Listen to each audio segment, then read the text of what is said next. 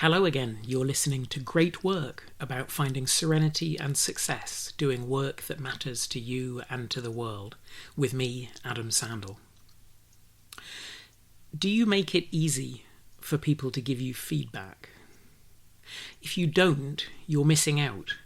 We're trying to improve our tough working lives, and we all need to focus on different things. The people who are best able to help us identify our stuff and perhaps point us towards solutions too, are usually our colleagues.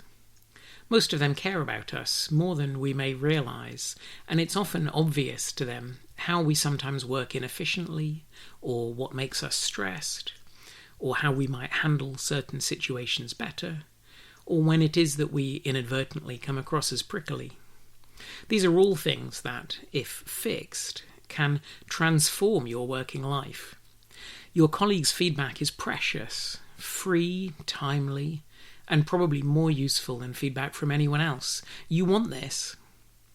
And much of this applies to feedback from clients, patients, students, or anyone else you may serve, and to complaints too. But many of us make it hard for people to give us feedback, and often unintentionally. And that means we won't hear when we're hard to give feedback to too. Here are some classic ways we unwittingly say no to the beautiful gift of feedback. Strategy 1. Biting back. Confident-seeming people usually carry well-hidden insecurities. Some feel threatened by anything that sounds like criticism, especially when it contains a grain of truth. Because it feels like self-protection, they develop ways of shutting down even constructive feedback.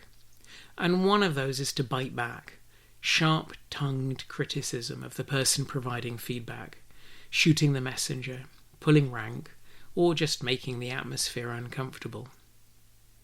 This may be the worst response, biting back, because it's unpleasant to be on the receiving end of it. On some level, that's exactly what's intended. And most of us hate conflict. If you do this even once, those involved won't forget, and may never offer you valuable feedback again. And that's your loss. It's also, if you're in a position of any responsibility, poor leadership. Do you recognise anything here in yourself? If so, you'll likely know where in your past, often childhood or past injustices, it comes from. It's probably become instinctive and instant. But if you want to change your approach and are willing to make the effort, you can. It can be hard in the moment, so figure out a form of words for pressing pause until you cool down. Thanks for that, it's not easy to hear, I need to think about it some more, but I really appreciate you telling me, for example. And then sleep on it, probably for several nighs, before you trust your judgment about what you can learn from it. But do learn from it. And if you realise you've already responded with teeth, you probably can still fix it.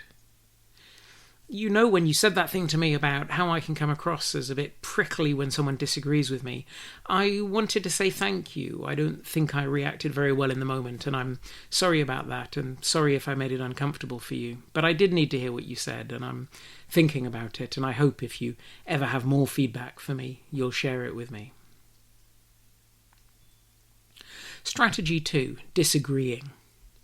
This is a gentler version of biting back. Unlike biting back, you don't become hostile, but you find and voice reasons why the constructive feedback is wrong, or unfair, or unimportant, instead of looking for the kernel of truth in it. As well as missing out on the benefit of that gift, you're signalling that you don't want to hear anything other than that you're great. Anyone who gets that signal will likely respect it and not give you developmental feedback again. Your loss. Of course, sometimes our initial reaction to unexpected feedback that we could have done something better may be to disagree, especially if it's about something we've invested ourselves in.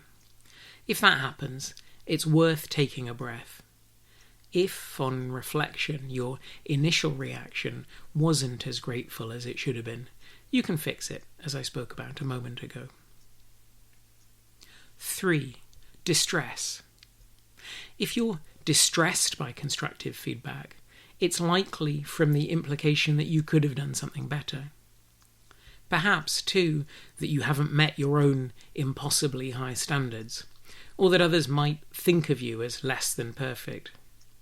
These feelings come from good places, from high standards and humility. But if constructive feedback crumples or overwhelms you, people will be reluctant to offer it for fear of upsetting you.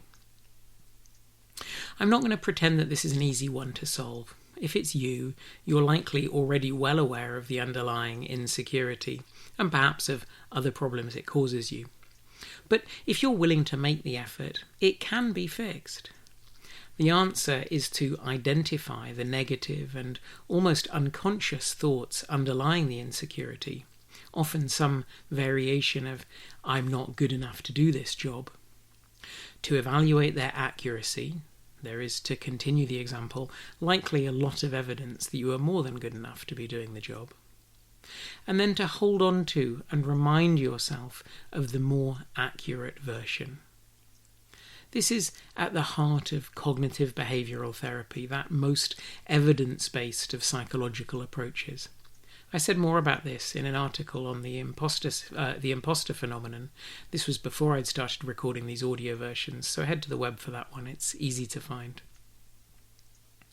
Meanwhile, when you receive constructive feedback, it's worth doing what you can to hold it together and convey your appreciation. This is good stuff you're hearing, shared with you out of kindness. Show too much distress and you may not receive any more of these gifts. 4. Intimidation. Could others ever find you intimidating, however bizarre that may seem to you? I feel no different from my inept 23-year-old student self, muddling through and pretending I know what I'm doing. But that's not always how others see me. While I was writing this, I realised that I've now been a doctor for the majority of my life. I'm the longest qualified doctor in the tiny hospital where I work. And this whole topic is complicated by inequalities and power imbalances. To my colleagues, I'm an earnest, pedantic, middle-aged, grey-haired, white man, and probably much else. And even when you're someone who tries not to use these characteristics to exert power or to be a dick, they're characteristics that can create an imbalance. It's always surprised me when I've realised that someone's been a bit intimidated by me. But people sometimes are. And I'm sometimes intimidated by others, including by some who'd be astonished to know it. This is all unintentional intimidation. Intentional intimidation is biting back, as I talked about earlier. But intention doesn't matter if you want feedback. Intimidation's always a problem, and not just because it discourages feedback. The solution? There are 3. First, cultivate in every interaction you have humility, egalitarianism, and fun, especially with those with less power than you. Second, lay on the enthusiasm anytime you get the slightest hint of constructive feedback. You need almost to overdo it so people know how much you welcome it. And third, you may need to seek out feedback actively, on which more in a future one of these. And finally, 5, gratitude. This is the attitude to cultivate, a growth mindset that, rather than feeling threatened by feedback that may help you improve, welcomes it and enthusiastically takes it on board. It'll make your working life better. Here, word for word, is a reply from a colleague I'd emailed with gentle criticism. I should, of course, have spoken to him, but that's for another piece. Hi, Adam. Fair points. Thanks for the feedback. Can you provide examples of when I've done this in the past so I can perceive the pattern and correct it? What a magnificent, wise response. It gave me something to aspire to. I've previously talked about giving developmental feedback.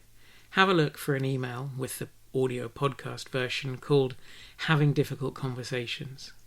And in the future, I'll talk about actively seeking out feedback, which can be easier than handling it when it's unsolicited. And the end of the podcast housekeeping. If you're getting this via a podcast app or YouTube, do sign up for the email list at www.adamsandel.com. That's www.adamsandell.com. That way you'll get the podcasts emailed to you every couple of weeks, embedded in an email you can read if you prefer.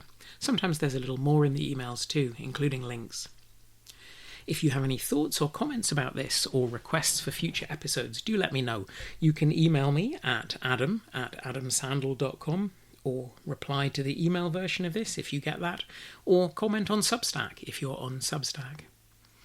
And if you know anyone else you think might find this useful, I'd love it if you were to share this and let them know how to sign up. It helps me keep going with this little project. That's it for this time. Thank you so much for listening.